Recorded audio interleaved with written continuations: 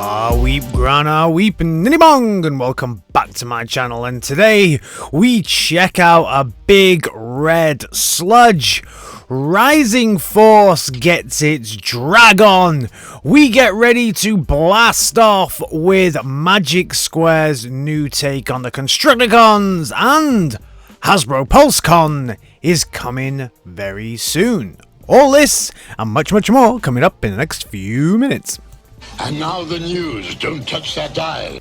Before we get into all the Transformers news, has Xbox completely lost its mind, or is this one of the best marketing strategies we've ever seen? Now, the kind of controversial, I guess, new Teenage Mutant Ninja Turtles movie is in full preparation to be released, and they're deciding to celebrate with another big green monster, and that is the Xbox and Microsoft Corporation. And they're going to release these controllers. Now, originally I saw these controllers and thought, you know, they're quite nice. I quite like these controllers. I do like a bit of Turtles, and I do like to have some controllers that are out there, but they stink. They smell of pizza. That big piece of pizza coming out there smells of pepperoni pizza. I don't know why you'd want that. That's bizarre. A Transformers YouTuber you may have heard of is Chris Mcfeely, and Chris Mcfeely does awesome Transformers videos called Transformers The Basics, and he's just done one around the basics on G2. If you don't know who Chris Mcfeely is, you definitely need to go and check out his channel, because he is a phenomenal Transformers YouTuber, definitely one of the best out there, and that video is pretty damn good too. If you're looking for some lovely upholstered seats for your Transformers posteriors, then Funby Studios are getting to work on that. Yeah, they're making a seat. Last week we also mentioned that LEK was working on a Soundwave. Now, this was a translucent Soundwave that now he's making non-translucent. Interesting. I was very interested to see what was going to happen with this figure. Is he going to somehow tie in the translucentness with the cell shading? But I don't think so. To me, this just looks like he's just painted over the whole thing, so it could have been anything under there. Still nice though. With one TFcon behind us, we now look towards the next TFcon in October, and that is TFcon Orlando. So if you're in the Orlando area, then in October you've got something to look forward to. I may actually be heading over to Orlando in December, so I'm a little bit late for that one. Newage are getting ready to release a couple more figures, and this is a couple of variants on their take on Hound.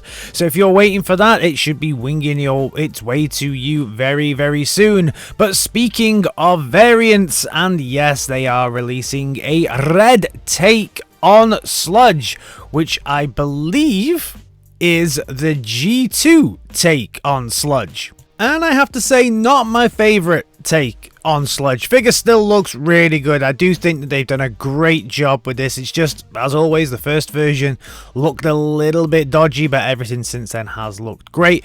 If you're a big fan of the G2 look of Sludge, then this will be an amazing addition to your collection at that wee small tiny size of legend scale.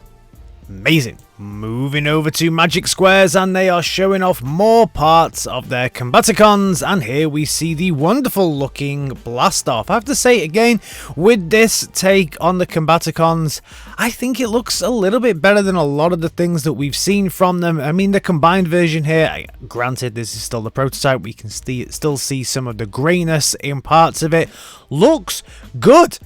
But as I always say, for me, Blastoff specifically is just the wrong way round on the arm. Otherwise, this is potentially the first Magic Square figure in a while that I would be tempted by, because I think this is a really good look on him. But I know Newage will probably be doing one soon, so that'll be the one I go for. Keeping things with combiners, then Rising Force is doing their take on Menasor, and lately we have been getting a few images. I think these came from Weibo.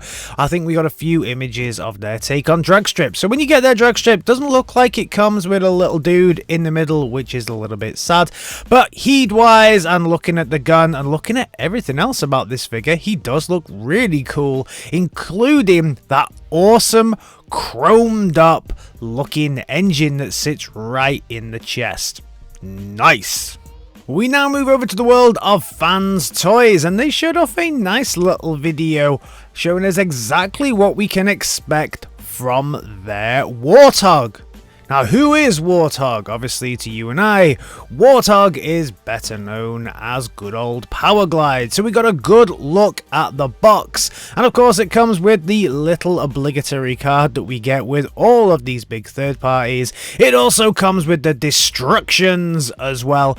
And when we see him packed in his little box as well, one of the best things that I see that this dude comes with is that little mask hiding there down in the corner from when him and other Autobots became actors in a movie, and they had those goofy looking alien masks as well. So it just fits on right over his face. The video also gives you some instructions in it on how to transform him. So cool, we know how to do that already. Moving over to the world of YOLO Park, and they showed off Scourge. So they showed Scourge from Rise of the Beasties, and this is Scourge without his mask, just about to do something really horrible to Bumblebee. Do more. Do more to Bumblebee. Now, Flametoys, who we talk about here fairly often, is getting ready to release or re-release its take on Optimus Prime. And this is a really nice take on Optimus Prime. So this is from their Kiri. I know I've just absolutely butchered that line.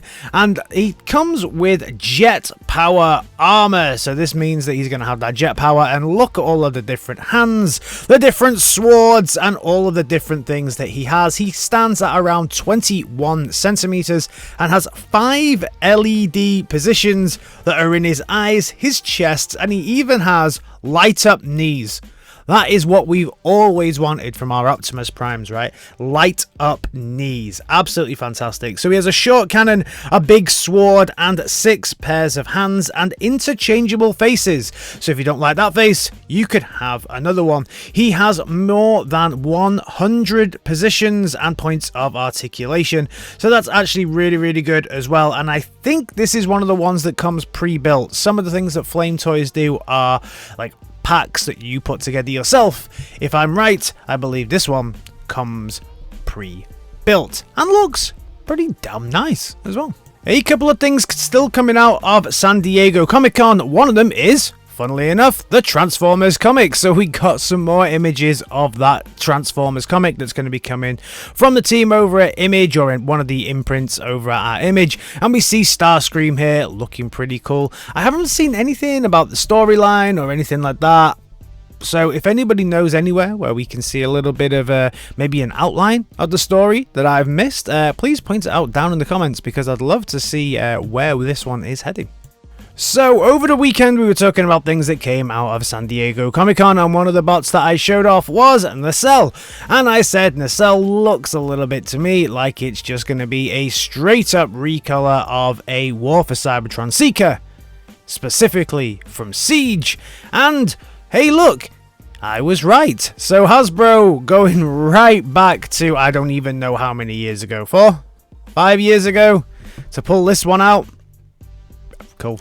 And speaking of Hasbro, QC strikes again. Quite a few pictures of Snarl appearing on lots of different pages on Facebook, showing off, well, the same challenge. Hasbro QC. Can't align. Oh dear.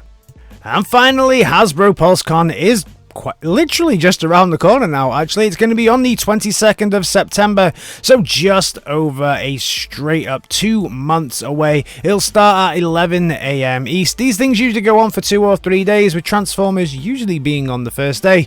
Looking forward to seeing what they bring, especially seeing as Hasbro, like I said in my last video, really seem to have tightened up their security at some of their factories, and we're getting less leaks, which is great. because then we get more surprises. It's bad for me and what I talk about here, I guess, but it's good because we get a few more surprises. So that's everything from me on this Transformers Wednesday. If you're new around here, please think about giving me a like, a share, and a subscribe, and I will see you in my next video. Alright team, in a bit. Peace!